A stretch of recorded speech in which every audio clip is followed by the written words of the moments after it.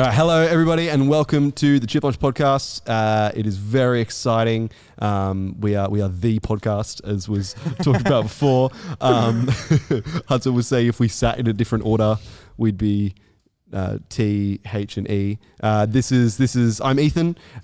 This is Tim and Hudson. Both of which have been on the podcast before. Second time. Yeah.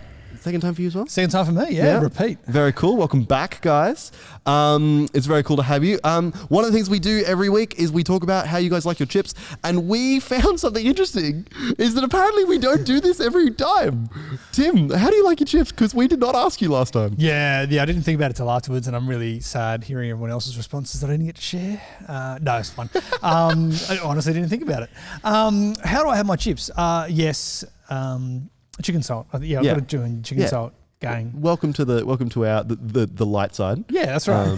Yeah. Actually, one of the interesting questions, just to add a bit of spice here. So, a couple of people have talked about their favourite chips and their different chip shop. I have to say, hands down, K&M at Guymere, but a few people have referenced no longer there, changed hands, went belly up because I think they changed their oil. That would do I think it. the like of the move.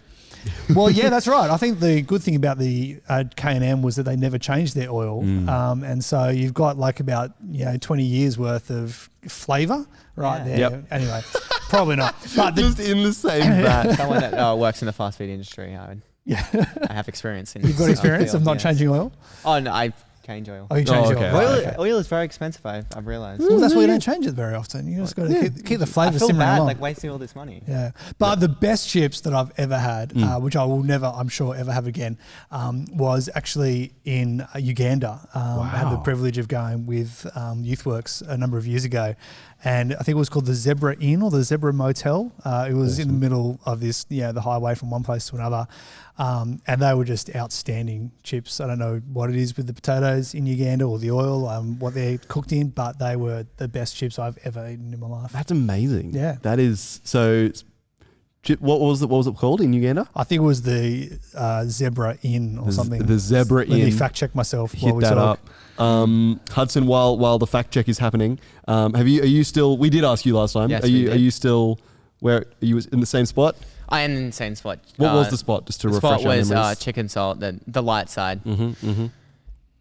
I have recently added to the light side. Would you consider because you've already heard it, would you consider that the light side? Yeah, I keep talking. I agree with everything you're about to say.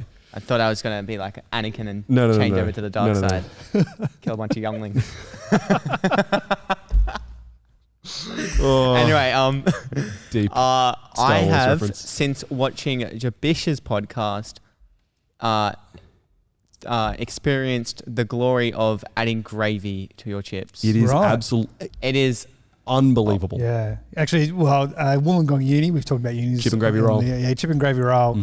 Back in my day, it was $2. It's probably like about 25 now. It's $3. $3. Oh, there we go. So it's still a bargain. Yeah. So it's the Zebra Hotel in Makassar, Uganda. So if all of our Makassar watchers, if you're traveling by, say good day to the Zebra Hotel and try out the chips. And let us know in the comments. Yeah. The chip and gravy roll is, I reckon, now in my top tier as well upon reflection. That's where it goes, I reckon. So, fantastic. Great to hear from you both. We were trying to fact check whether we'd asked you before about the chips and we couldn't find it. So I think we haven't, but Dave will double check that for us. It wasn't at the start. It wasn't at the start. So we'll see. But yeah, excellent to hear. We are doing something a little bit different on this podcast. Is we've done the first bit normally, but we're doing a little bit of a shout out for the Shock Absorber. Now, the Shock Absorber is currently doing a season on evangelism, and it's really exciting to be looking at the history of evangelism. We've had some guests in and talked about specifically evangelism to youth and evangelism to children, and looking at they were both people from YouthWorks, where Tim works, which was really cool. YouthWorks, where Tim works. And that's been really great. I would really highly recommend listening to this season. It's really cool. It's a particularly it's a particular season close to my heart, as I'm very passionate about evangelism. But Tim, I just thought, could you give us a little, before we get into the rest of the podcast where we talk a little bit more about evangelism in a different way, do you want to give us a little bit of a rundown on what the Shock Absorber's been doing, or any highlights or anything like that? Yeah, so we've been started this season with the question, whatever happened to evangelism? And so we're thinking about, do we evangelize much today? Is it different in our today as it has been in other periods throughout history? I think we're asking the question because we have noticed that there doesn't seem to be the same kind of priority or the same kind of structures in place or the energy for evangelism that we have had in other even seasons of our life as a church or as Soul Revival over the last 30 years. And so we're thinking about whatever happened to evangelism, where did it go, what happened, is it happening, what's effective, what's not. And so we've done a little bit of a study on what is currently around. We've looked at some recent studies from a few different groups like Barna in the US and a few others that have talked about the state of evangelism. And particularly because we're thinking from a Shock Absorber point of view where we're sort of prioritizing the voices of young people. We're thinking what's happening with millennials and Gen Z and the way that they interact with their peers and how that influences the way that they feel that they can evangelize, share the Jesus story with others. So we've taken that, and then we've the last number of episodes tracking through the history of evangelism as well. So gone back from sort of the early church right through till I think we're almost at the 1980s. We've got a little bit more to go to catch up to today. But we've been looking at what is the history of evangelism, which has also brought us in line with the history of the evangelical. And so what is an evangelical? There's kind of been a question over the last couple of weeks. And looking at the difference between evangelicals and moderates and fundamentalists and how those different streams came about, particularly in America, but also the influence of British evangelicalism is really strong, and how the evangelicals have been trying to define themselves as sticking closely to the message of Jesus and not being sort of taken off task. But there's been a number of things that have kind of come up and butted against that. We talked about the monkey trial, which is where people, there was a debate in some southern states of America about whether you were allowed to teach evolution in schools. And so the fundamentalists sort of took the evolutionists to court to argue that you shouldn't teach evolution in schools. And one of the interesting things that we see this a couple of times throughout the last century is technically the evangelical Christians won the court case, but in the popular opinion, they came out quite negatively and seem as obstructionist and fundamentalist and all the sort of a whole lot of negative things that we would say is not actually part of the gospel of Jesus. And so we're kind of looking at those things, asking some questions about what that looked like. But also looked at some key evangelists, Whitfield, Wesley, Billy Graham and others that have kind of helped shape what evangelism is. And it's been fantastic to follow along, and it's still going. It is still going. And so we're like you said, we're only up to the 80s. There's lots more to come. And one of the things that we'll be talking about in the future is the now. And we thought we'd just fast forward the now a little bit and talk about someone who is in high school right now. Let's use a little bit of that Shock Absorber stuff that we spend so much time at Soul Revival talking about, and talk to a young person in school. What year are you in, Hudson? Year 11. Hudson's currently. in year 11, and you are someone who last time on the last time on the Chip Launch podcast, I recall talking about how the one of the big takeaways from it was that you were like, I really want to do evangelism, but I struggle with it because we talked a lot about introversion. We talked a lot about that kind of stuff. Do you have any thoughts? How do you go with evangelism now? Well, I don't know if I told this when I was on the thing, but I don't know if by that point, but when I say recently, like a year ago, I just joined a group of friends outside school. So that was it was a group of friends that I'd met through other friends, and now it's one big group. At the start, of course, I was introverted, not talking to anyone apart from the core guys that I knew.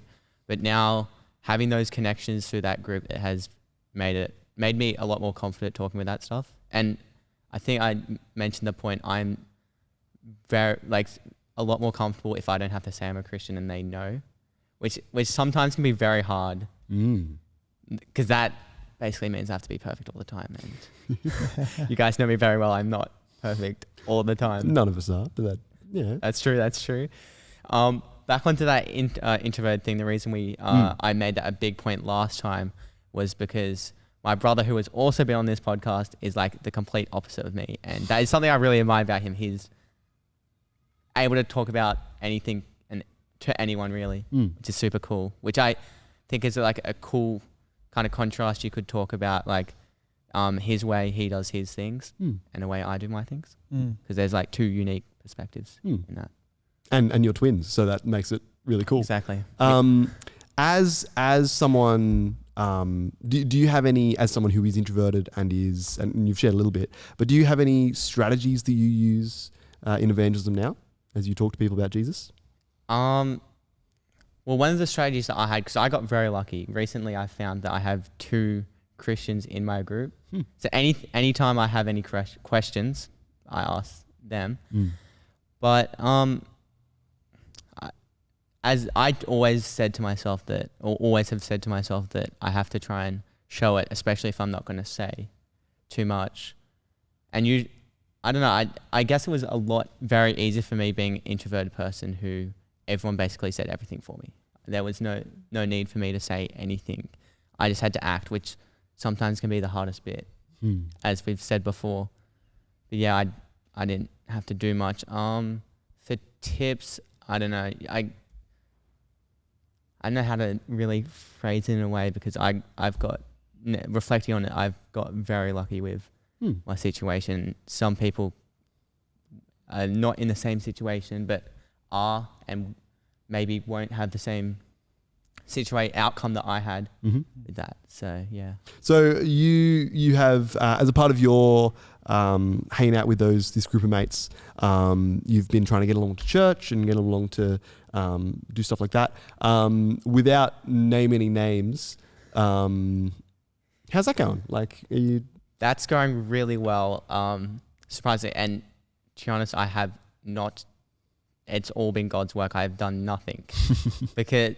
So, when was it? It was like 3 weeks ago. I would like to say we had. We'll go with that. We had the 3 core guys. Alpha 1, I'm calling him. Beta 2 and 3. And just for context, I'm Alpha A. Yeah, sounds good. But yeah, so they had been coming along quite a bit. Not all of them at the same time. Because they have work or whatever, or they didn't want to go or whatever. But one of them, Alpha 1, he'd been coming like pretty consistently, which is amazing to see, because he's the one that I was like, got to target him. He's going to bring everyone else to him. And 3 weeks ago, we had those 3 come and 2 girls come as well from that group, which is amazing. It was very funny because so we had a late night, which is a thing we do, which is for year 10 term 4. But normally, so year 10 term 4 or year 11 to all ages up that. They hang out after church from like 8 till whenever you want to get sleep, which is different stages for everyone. Yeah. We do a talk at like 9. Yeah, we hang out at 8:30. 8:30, talk about something, which is really cool. I sit down here. They have work, so they get off at like 8 and catch a train at 8:30.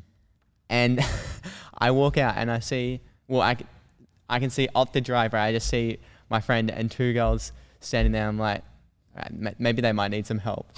And I go out and they've been standing there for like 10 minutes because that particular night we were in the dark. Oh yeah. It was the dark We turned night. all the lights off because it was Earth Hour. So we turned all the lights off. So anyone coming in would have just been like, is it on? And we were just like sitting in here with one light on, and so we could actually see. But yeah, it was quite humorous.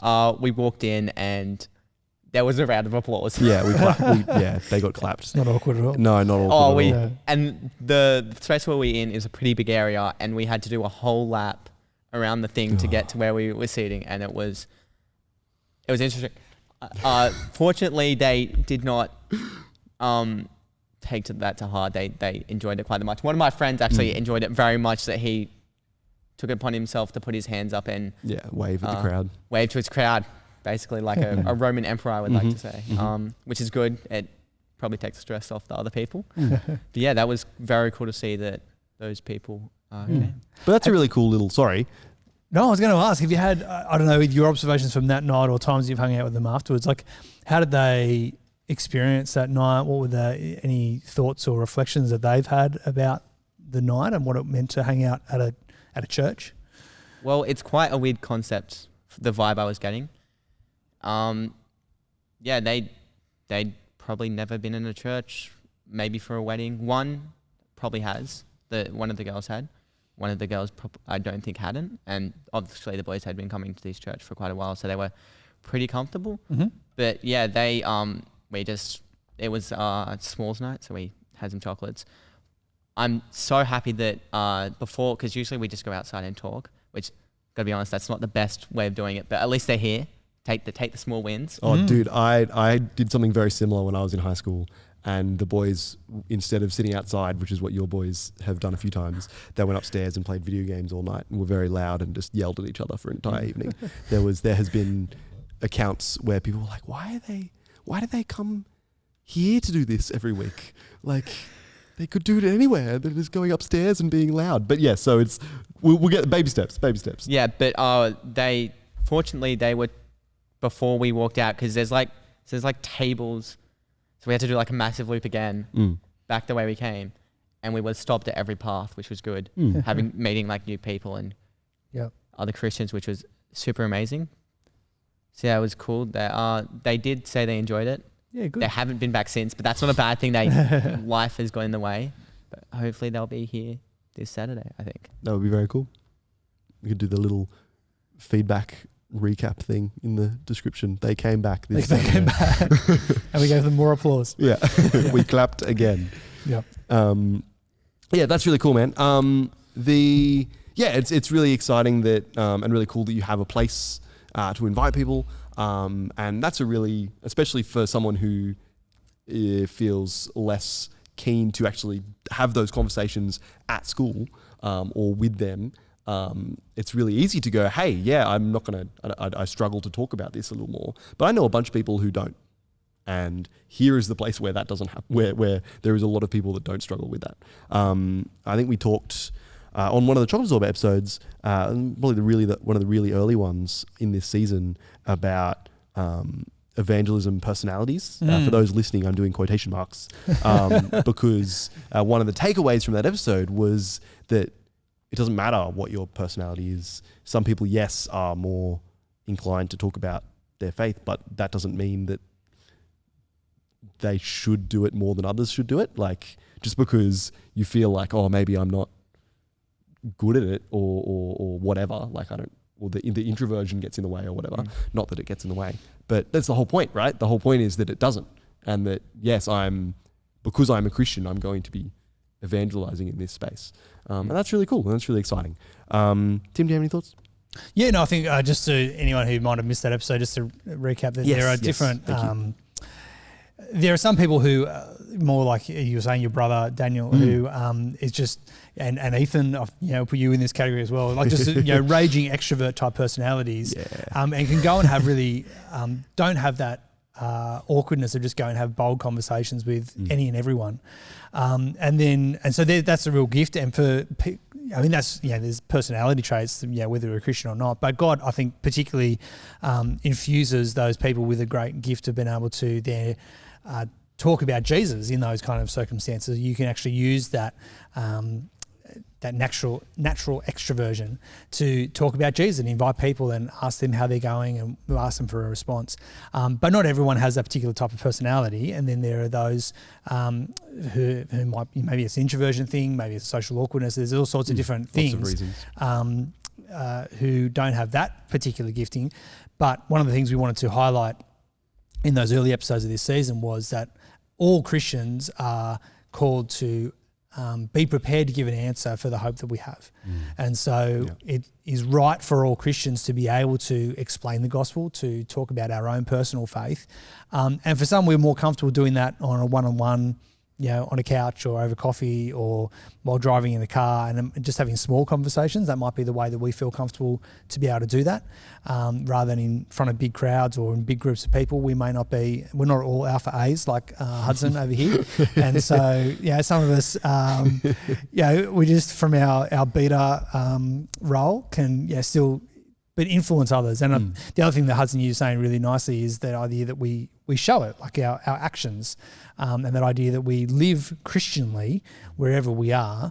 And one of the things that, is it Peter that talks about prepared to give an answer? I think it is. One of the things I think behind his comments about being prepared to give an answer for the hope we have is that our life should generate questions in others. So the way that we act and behave gives people pause and goes, oh, that's weird. Why do you not like this thing that everyone else likes? Why don't you spend time doing this thing that everyone else does? Why do you speak differently? Treat others differently? Why are you more patient or kind or self-controlled or whatever it is? Like, as we exhibit the fruits of the Spirit, as we live as Christians, people should be asking, oh, that's a little bit different to what I see elsewhere. Why is that? And somehow to be able to explain, well, I'm a Christian. I think that has a big part to play in it. And that might start to generate those small conversations. I was thinking back to when I was working in retail, and my boss that I'd worked really closely with, she was the manager, I was a 2IC, and it was just the two of us about 5 days a week. And we just have lots of questions, and a lot of time it was just about silly stuff. We're about the same age, so we joke around and whatever. But every now and then, she knew that I was a Christian. She kind of had a Christian adjacent story, like she knew Christians. I think other people in her family may have gone to church every now and then. So she knew enough just to ask questions. And so every now and then she'd ask questions about, so what does it actually mean for a Christian to believe this? Or, why is it that Christians do these things? And just those small little moments, as I spent time with her in relationship, we're able to share and speak into those and speak truth and start to evangelize and help her with that. Yeah, and there is a really important place for both.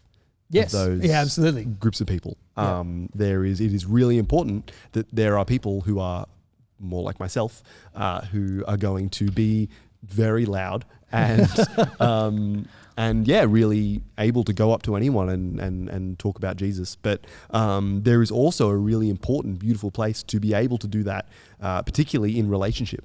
And as we're seeing with Hudson, you and your mates, you are able to hang out with these boys that you know really well, and now girls, as that group has gotten bigger, and they have become more aware of your faith. And now you are someone that can have those conversations with them, and that's really important. And like you were saying, it is really difficult to then go, oh well, now that they know I'm a Christian, I have to actually live that out. And that's not easy, and particularly in high school, that's not easy as everyone's shifting around and doing things. Do you have anything to talk to that, or was that a good summary? Or no, it was a pretty good summary. I've got something else to jump onto. Cool. Just what do you want to ask your questions, because this might jump into that, like your statistics. Yeah. Let's do this. So I've been doing a bit of research on the spirituality of Gen Z. So Hudson is the Gen Z representative on the table. Welcome to the table. Thank you. So what was that Generations game? Was it Sean McAuliffe? Generations game. Talking about my generation. But I just thought it was interesting because this is a whole lot of statistics from some research that was done. And with any of this kind of research, it's good to kind of say, oh, here's a very broad picture. But then also to take it into, let's take advantage of the fact that we know a Gen Z. Just see if this is representative. The Gen Z. So one of the things that points out, so I'm just going to throw a few things at you and just sort of say, would you say this is kind of true of you and your friends and the people you are around, your peers? So the first thing is the majority of Gen Z do not identify with a religion. So 52% if they're asked what religion they are, will tick no religion. So I guess, I get you and your peers, how many of your peers would claim any kind of religion and put a little label on that? Did you said 52%, right? 52% have no religious identification. That's very interesting because my perception of, like, if I would ask the same question and, like, not doing the survey myself, but, like, thinking what the answer would be, I would think it would be, like, close to 90. Yeah, okay. And now, like, actually, like, being more comfortable with my peer group and hearing a bunch of stuff, I don't know if it would be that high. I think it would be maybe a bit lower, but there's definitely more Christians than I expected, which has been super cool to hear. Yeah, okay. We're in a part of Sydney which is not hugely multicultural. It's growing in its multiculturalness, but do you have many peers or people you can identify at school that would be from non-Western, non-Anglo religions, like, any Buddhists, Muslims, Hindus, those kind of religious groups? I think I have one, but from that answer I've just given, that's basically a no. Yeah. And obviously that's going to change. Different demographics, different parts of, even just parts of Sydney where we are, will have very different answers to that. One of the things though that this report shows is that even though the minority of Gen Zs would label a particular religion, they still have very significant spiritual beliefs. Yes. So, just to throw out a couple of numbers, so 37% say they believe in God and will name actual God. Another 30% on top of that say they believe in a higher power. And only 24%, so only a quarter would say they have no belief in God and they're certain that there is no God, no higher being. Another 10% said, I don't know, I'm not sure.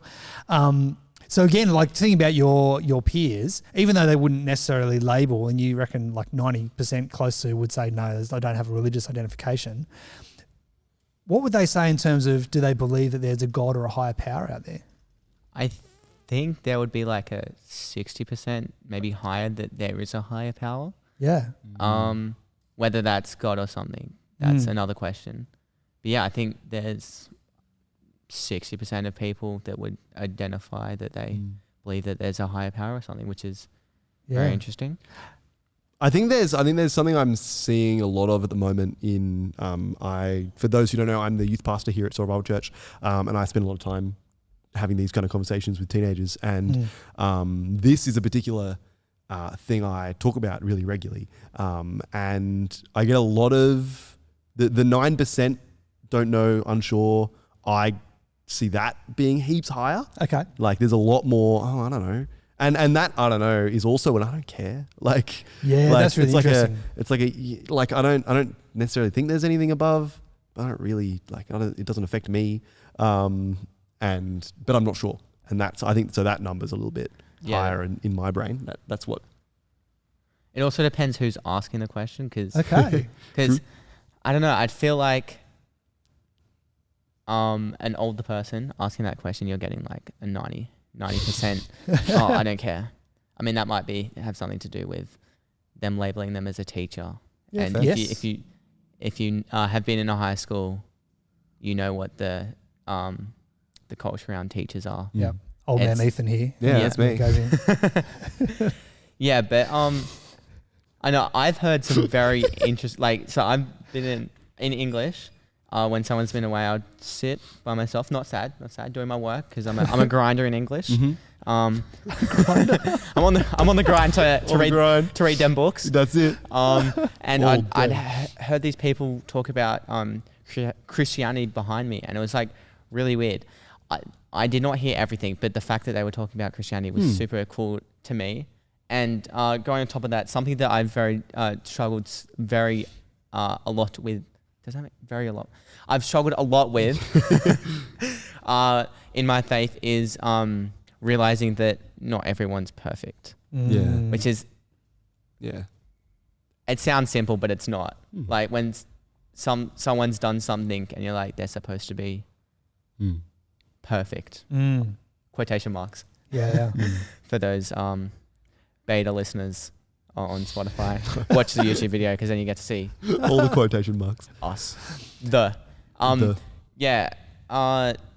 What was I going? Oh my gosh! You were saying that you're talking about people not being perfect. Oh yeah, so I struggled with that, which is very hard, especially since I've found a bunch of Christians that I never would have thought are Christian, which is saying that like, you guys are Christian, like how do I see this in your actions, which is a very bad thought, but it also helps me to reflect. Like if I look back on myself, I can say, wait, you're literally doing the same thing that they are doing and judging them for, which is something I've had to work a lot on judging people for their actions when I'm blatantly doing it myself. Yeah, it's a hard tension, isn't it? Like that, living the life of a Christian, because we know that no one's perfect and we'll struggle with sin right until the moment where Jesus takes us to glory. And yet also we're also expected to be living out the fruits of the Spirit and living as a Christian to be salt and light in the world. And so, yeah, we're trying to work out, okay, how do you balance those two things? I think it's every Christian's struggle, right? To work out what did that look like. Sure. And yes, I would like to be the kind of person where if someone, like I'm more like you, Hudson, like I'm more, don't, in public settings where I don't know people heaps well, and I'm not out there, hey everyone, I'm a Christian and you should come to church, and I'm just a bit more introverted. But I would like to think that my neighbours and my my hairdresser and the checkout people, like all those kind of interactions, those social interactions, that if they found out that I was a Christian, they'd be like, oh, of course, like that makes total sense, rather than, huh, really? That person, they're a Christian? And so just trying to think, like, how can I be the best possible neighbour, customer, whatever it is, all those different social situations where I can feel a bit awkward talking about Jesus, but I'm still trying to live that life where people would go, oh, that makes sense.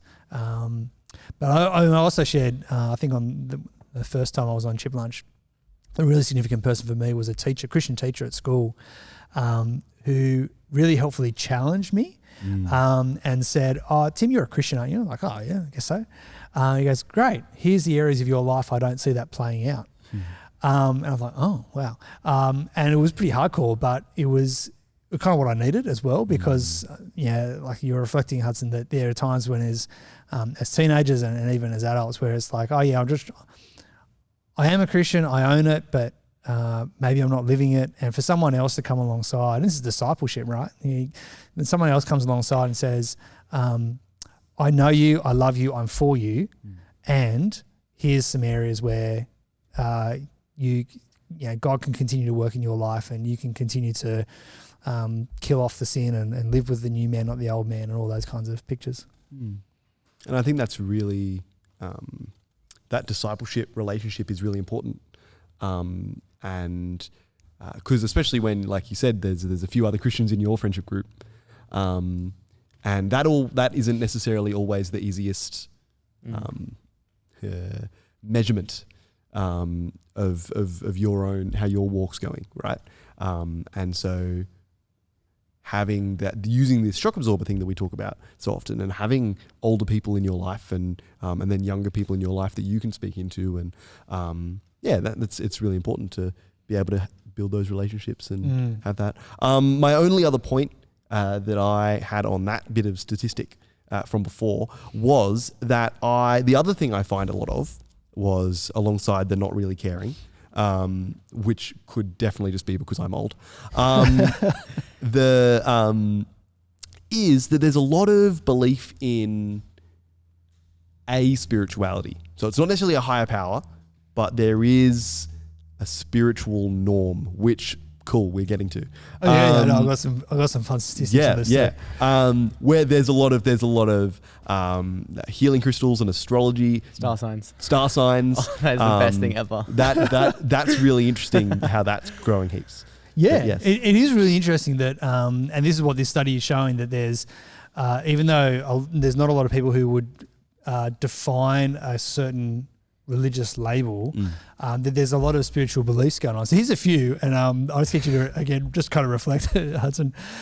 So 20% in the study said they believe, this is definitely believes in. So they had to tick, definitely believe. 20% in astrology, so that'd be your star signs and your whatever. 20% in UFOs. 50% in karma. Excellent. That kind of makes, I can see that happening. 31% in ghosts. Excellent. 29% in reincarnation. And 25% the possibility of communicating with the dead. So there's lots of spiritual stuff going on. I don't know. Do you guys talk about the possibility of UFOs very often in your friendship circles? No, UFOs don't really come up. I gotta say, Maybe it's the other 20%. maybe I'm hanging out with the wrong people, not the UFO people. Maybe they've been taken. That's why they know too much. They talk with each other on Reddit. That whole 20% is already gone with the UFOs. But definitely the star signs. Okay. So how did that, like, give me I'm an old man now. Give me an insight into a high school conversation about star signs. What's going on? So, for example, in a subject that I do, IST, Information Software Technology, and Design, that add a D on there. We had this conversation about star signs, and this is two girls talking to like 5, 6 boys, and I'm sure you know what I'm gonna say next, like about the how boys act when there's girls around. Yeah. Well. They were ripping them to shreds about believing in star signs, because like I get the whole vibe about star signs is like it decides your personality and stuff. And I don't know if this has boosted it all, but on Snapchat, if you click on someone's profile, you can see their star sign. And then you can see your star sign compatibility with that person. Right. Is that just standard? Like, if I just create an account that it just comes up because you enter your birthday? It just comes up with whatever your birthday is. Yeah, right. Amazing. There you go. It's very weird. That's you're getting a lot of young people putting their star signs in their bios. Okay. On social media, and there's a lot of that stuff. I've had a lot of conversations with work at a part-time at a casually at a before and after school care, and there's a bunch of year 12s and now ex-year 12s that all believe in astrology, chatting to us about that, and that's all really interesting. And those kind of conversations are they're very, what's your star sign, and now I'm going to tell you what kind of person you are. That's the kind of stuff that it's getting from that. I don't know how many people go deeper spiritually than that, because there is other elements to it that you can that some people do go into. Yeah. But I think most of it is what Hudson was talking about from my observation, has been the, you are this type of person and you match with this type of person. Yeah. Or you clash with this type of person. Yeah. Yep. And which is interesting. Like it gives us a framework to think through. Why am I friends with this person and not this person? And you can reduce that down to, because their birthday Capricorn. in April, so they're a such and such. Yeah. Taurus. Wait, is it Taurus? I have no idea. I just say a Pokemon? I wouldn't have There's a T1. There's a T1. No, Taurus the Pokemon. I know the Pokemon. I actually don't know. I'm a Pikachu. There's a T1, I think. There's a T1. Yeah. I think I've just offended a whole bunch of people. No, I think Taurus is one. I don't know. I'm the wrong person to ask. But, yeah, but it's interesting. Like there is this, and this is one of the things that comes out in this report, is that even though there's a lack of definitive religious belief, what's really fascinating is the spiritual quest is still there. Yeah, for sure. There are still even though one way of looking at the data is, oh my goodness, we've got all these teenagers and high schoolers who are not interested in religious things because they're not ticking Christian, Muslim, Hindu on the box. But when you think about what are they actually interested in, there's still a spiritual yearning there. There's still something going on. And there's a whole lot of complicated reasons why they might not like organized religions.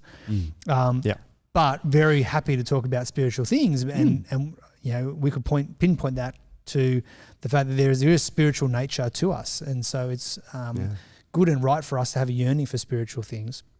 And as we think about evangelism, it's okay, well, how do we have the conversations which help identify the spiritual yearnings that our young people are having, and saying that yearning is good, and yet the answers you are finding at the moment will not ultimately satisfy. 100%. Because they're not ultimately true. Yeah. And so there is a right spiritual yearning, and there is a right endpoint to that, which we believe is the gospel of Jesus Christ. I had a really interesting conversation with one of the people that I have had conversations about astrology with.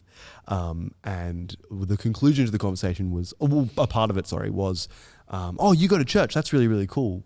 I actually reckon that there's probably, I reckon there's probably a God, but I'm just not at a stage of life where I can check that out yet. So I'll get there. And it was just this really interesting, like this person was very aware that they were on that journey of some sorts. And they were currently in all of this astrology stuff that they were really content with. And he was saying, actually, but I don't know if I am really content with this. And so I know that I need to check other things out. And that person just was not prepared at that point to do that. But yeah, I find it really interesting that, that desire and that drive is definitely there. Another example that I've had with spiritualness, not in a Christian sense, is crystals, which was brought up a bit. Yep. I had a conversation with a person about how, so I got the whole rundown on crystals and what each crystal does, which is very fascinating. So she had just been doing exams, and she was very stressed. So she was showing me her procedure that she went through to I guess try and stress less, which was like have something in your bag, like a certain crystal that would do something, like basically a routine that she felt that would lower her stress through the power of crystals. What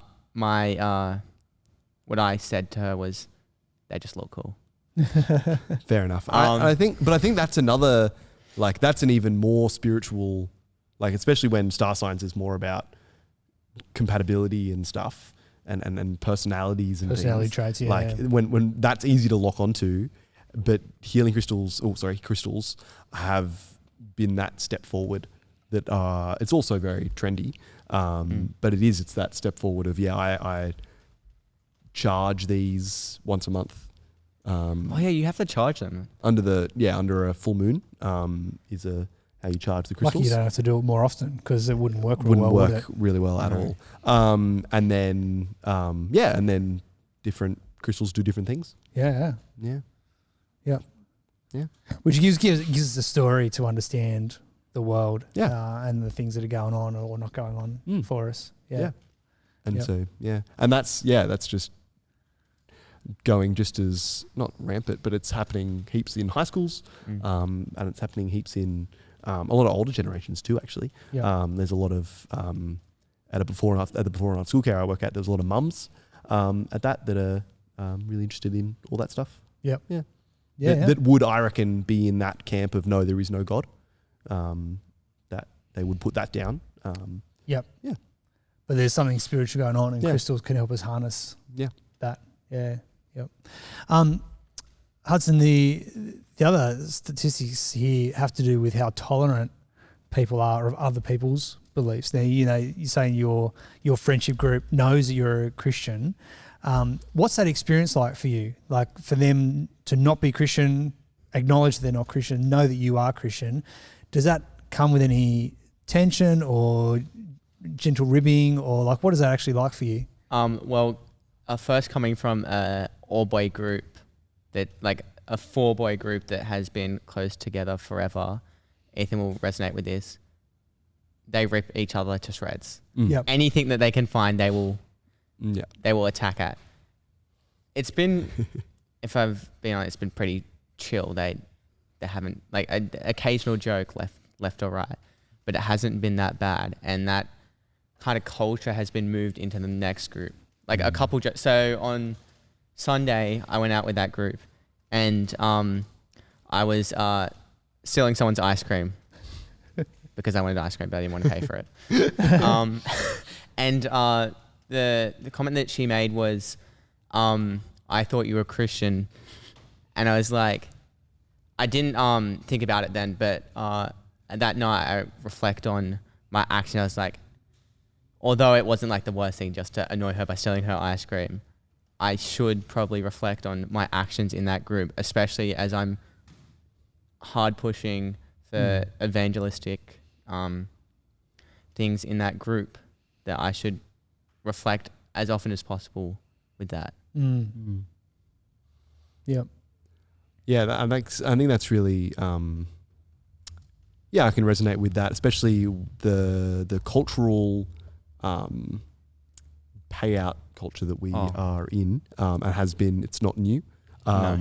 It is especially as guys. We've had a lot of girls on the Chip Lunch podcast that have said different and similar things.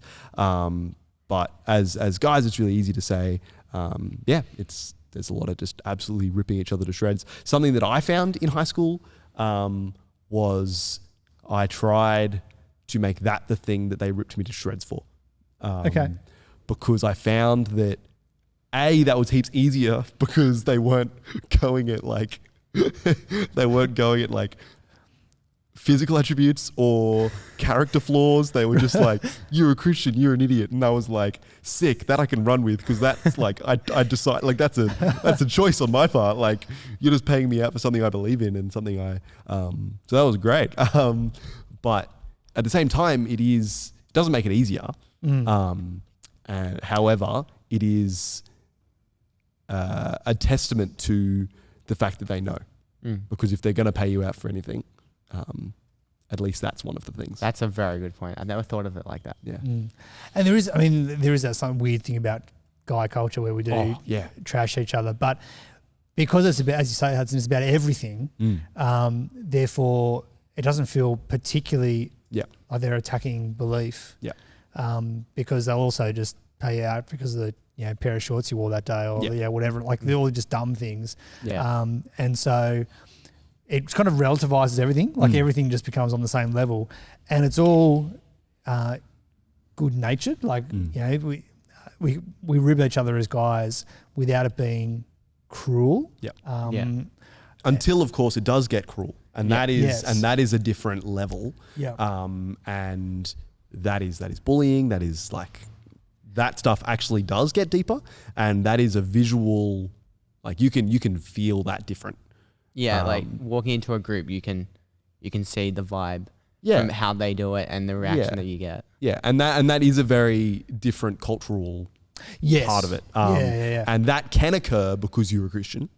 However, what I think we're both talking about is that there's that experience of, everyone is getting equally paid out here. And there's a difference between whether it's happening within a friendship group that there's actually there's a genuine friendship there versus a bullying that is usually coming from outside. And I've experienced both, and you can tell straight away. Okay, well that's interesting. I mean, the statistics here, there's basically there's a whole lot of different numbers, but comes up with the basic idea that generally Gen Z is quite tolerant when it comes to religious diversity, and so really high values on whether students should be allowed to wear religious clothes at school, whether all religious groups should be free to practice their religion whatever they want, positive attitudes towards the typically non-Western religions, Islam, Buddhism, Hinduism. Here's a really interesting one. Having people of many different faiths makes Australia a better place to live. Now, Ethan, I know you can read over my shoulder, but Hudson, you want to have a guess at what percentage of people would agree that having people of many different faiths makes Australia a better place to live? That's very interesting. 34? Okay, interesting. I don't know if I've gone too high, too low. The number from this survey is 91%.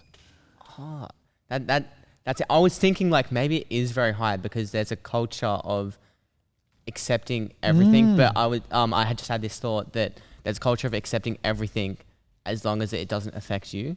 So as soon as like, hey, that's cool, you do whatever you want, but as soon as it gets to the point where it's affecting me, get that away. Yes. Yeah.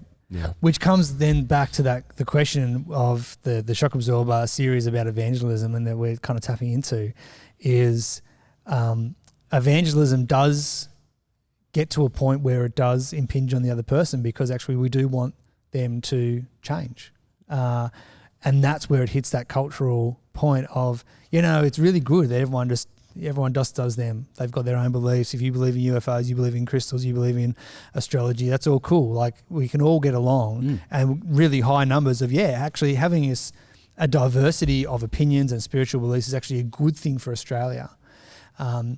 But when we come from a Christian point of view, where we say we have a spirituality and a belief system, but also one that we believe has a historic credibility to it, and has a rightness reality to it, and therefore we want other people to find, to come to Jesus as their Lord and Savior themselves. It's not the same urgency as, hey, you want to try out this crystal or this whatever because it might help you be more calm, or if you just realise that your star sign was this, that's why you conflict with your mum because she's a this. There's a greater urgency, there's a greater depth of that, and I think that's where this everyone just does them, that's all cool, really makes it very difficult for all of us, and particularly our young crew, to have those conversations where it's not just come and enjoy church because it's kind of fun and it's nice and you'll get some s'mores and like just a bit of frivolity and you can hang up upstairs and play loud video games, but to the point where actually say to someone, are you going to make a response to Jesus Christ? That is a massive jump, but it's also one that evangelism is pushing us to, which makes it so difficult. I had a really good conversation with a friend, and that conversation ended with him saying that if Christianity is real, he would have to change his entire life. It was just like, everything I do, I would have to change. And to which the answer is yes. Yes. Yeah. No, and I'm like, that's but exactly it's a heavy what you would. and I think it's good for us not to trivialize that. Of course. And to realize that it's super significant, particularly for all three of us have grown up in Christian families. And so there's a normalness to Christianity, whereas we continue in the faith that we've heard from our parents and our leaders and our youth group and all the way through. There's less things that need to change, even though God's constantly working on us.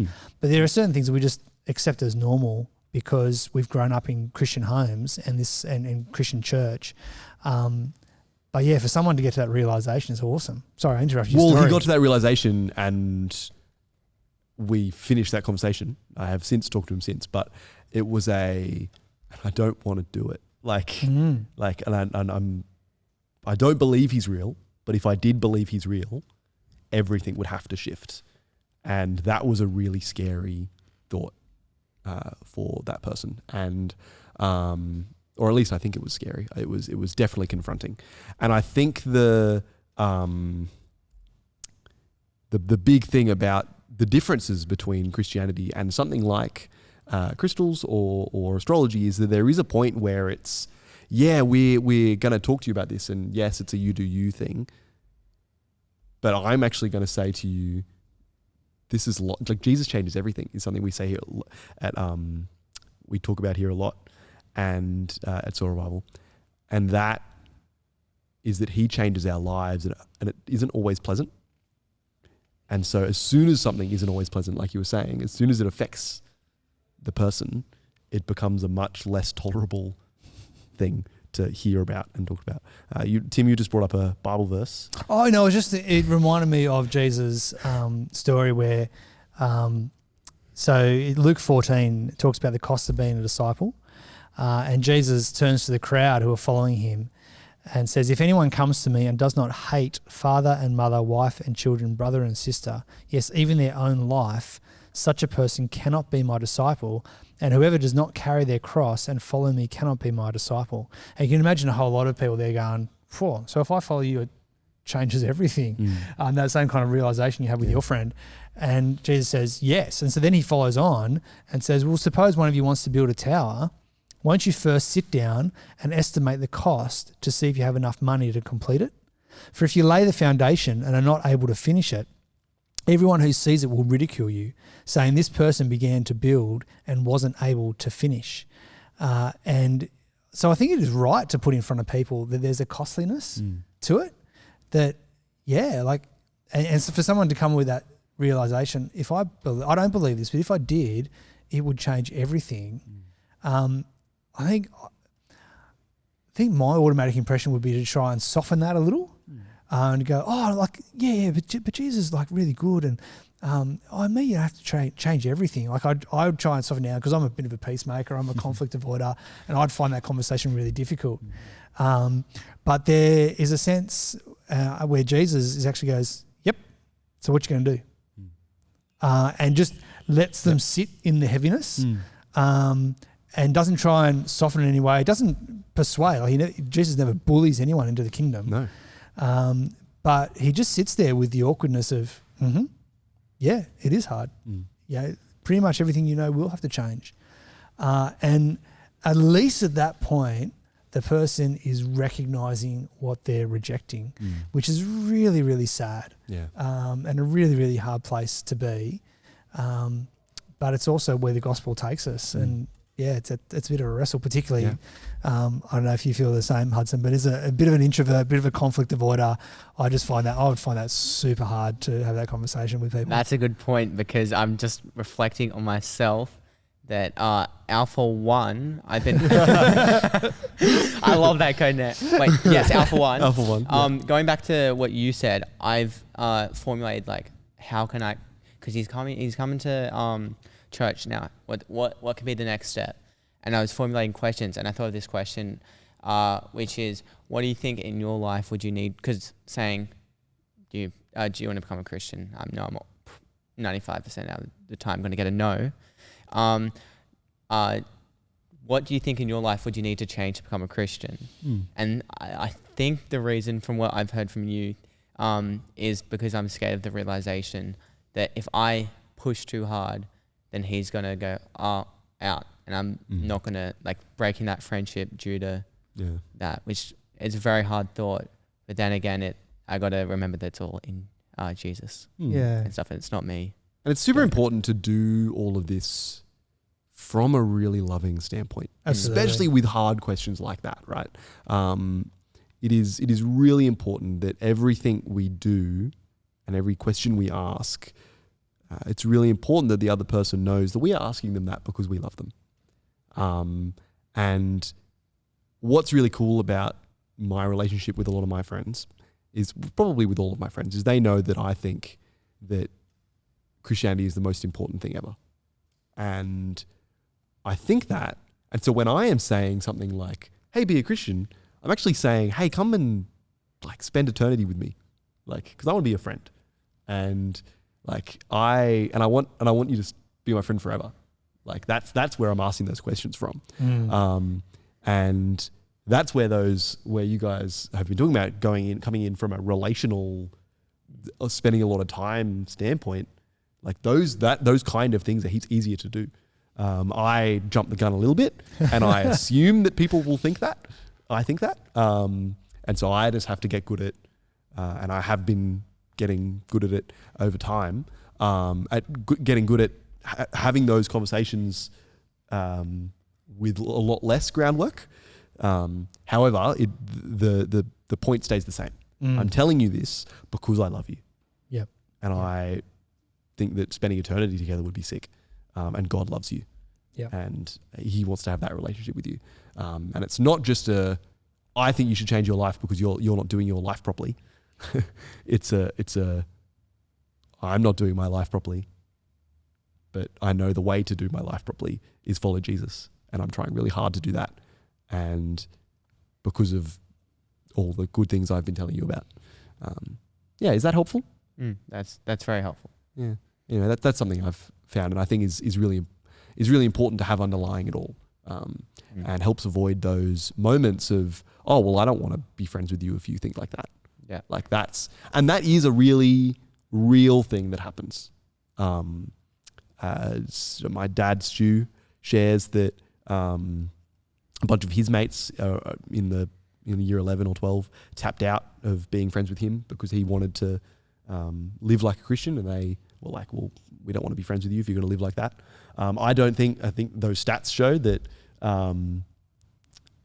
that happens less, I think, these days.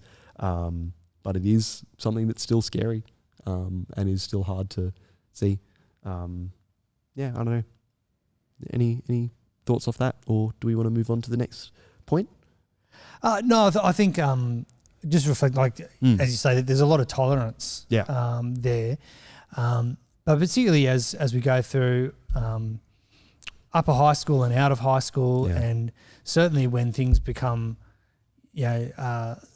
other activities become available once you hit 18, and you can go to pubs and do drinking more regularly and those kinds of things. There's always that point where as a Christian and as someone who's committed to the way of Jesus, but also committed time-wise to church and gatherings and Saturday nights and all those kinds of things, where you start to say, no, I'm not going to join you in this, either because what you are heading off to do is not something that as a Christian I can faithfully do, or it conflicts with other priorities that I have, and that's always really difficult and something that we need to navigate, and with the wisdom of each other and helping each other as at the table, brothers in Christ and brothers and sisters, when we talk about our wider conversation. How do we do that well? Because and it's not, and also helping to communicate, it's not because I don't love you. I would still love to be friends with you, but I can't commit this time, or I can't. I'm choosing not to go to that place, or I'm choosing not to engage in that activity, or whatever it is. But how to do that in loving ways that does everything you can to live at peace with others, and to affirm what you can affirm about other people. But it's not easy. It's a difficult walk, and certainly as our culture becomes more or less and less Christian, or Christian adjacent, then it's something we continue to struggle with. I think this is a conversation that we will be having for a long time. This is not a conversation that we sit and we sit at this table and answer all the questions and tick all the boxes. And come back next week. Come back next week for we answer that. Yeah, this is not a we have all the solutions, but we do. We have the solution that is Jesus, right? But when we're talking about evangelism, whether it be in school or to the whole generation of teenagers and younger, I actually I don't actually know what generation I'm in. You're a millennial. Yeah, but like that keeps changing. Oh, I don't know. You might be on the cusp. Yeah. I'm on the cusp of X and Y. So depends who's giving you the definition. Yeah, because I've been given different. 1998.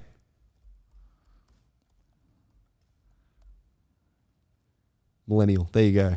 From 1980 to 1999 is millennial, and then Z is 2000 and up. So I'm on the edge. So it's got 1996 as the start, but also 2000. Anyway. And that says 19. Yeah, it's wild. So as someone who is on the cusp and is kind of able to answer some of those questions because I've experienced them, but also I'm older than you, and we're 7 years apart. Yes. Yeah, something like that. Wait. Are you? 2005. Yeah, sure. Math. I can't do maths. How far apart are we, Tim? So I'm 82. And I'm 98. 90, so that's whatever that is. I don't know. 18. I thought you were saying you were 82 years old. I was I'm like, 82 years old. I am 82. If you're on YouTube, you can see the benefit of the moisturizer I use. It's making this 82-year-old body look quite good. No, 1982. So 1982. which again is, depending who you ask, either X is just finishing or millennial is just starting. Yeah, right. So there you go. So we're both cuspers. Confused. But yeah, so this conversation has been happening across a whole bunch of generations, and is still happening in this one. And it's really exciting that with this shock absorber thing that we've been talking about, that we're going to work together to sort out and figure out how to evangelize to Gen Z and I'm really excited to evangelize to Zoomers. I find them, it's awesome, and and the fact that we haven't been calling us Zoomers for the last Zoomers. That's the actual thing. It's the Zoomers. That's right. I can just put like quotation marks Zoomer. It's like Zoomer. Editor error. Okay, Zoomer. Is that because they spent half their high school on Zoom? Yeah, pretty with much. COVID? Yeah, pretty much. Right. But yeah, so all the it's been that. Sorry, I've been taking a long time to say this. But to continue the conversation on the Shock Absorber podcast is all I'm trying to say. And we're going to continue this conversation here at Soul Revival. And we're going to always be talking about this stuff. But this evangelism series is still going on the Shock Absorber podcast. And I would encourage you guys to check it out. Every week we're talking about a new thing. Do you know what we're talking about next time? I believe once all of us at the Shock Absorber table come back from different bouts of COVID, we're going to hit the 1980s. Excellent. So we hit the 1980s, and that's a really similar conversation to this one, right? Like that's how is evangelism done then, and we're talking about how do we do evangelism now, and that all inspires and informs. That's the word I was looking for. Informs one another, and yeah. So I think that's really cool to learn from all that. Thank you very much, Hudson. It was excellent to hear you and learn from you, and be encouraged by you, bro. It was very cool. Tim, thank you very much for rejoining us, bringing all the stats and facts. That's what I'm here for. That's it. And to wrap up the chips. Yeah, we're going to wrap up the chips. That's all from us here at the Chip Punch Podcast, and we'll end in the usual way we do with a one-way.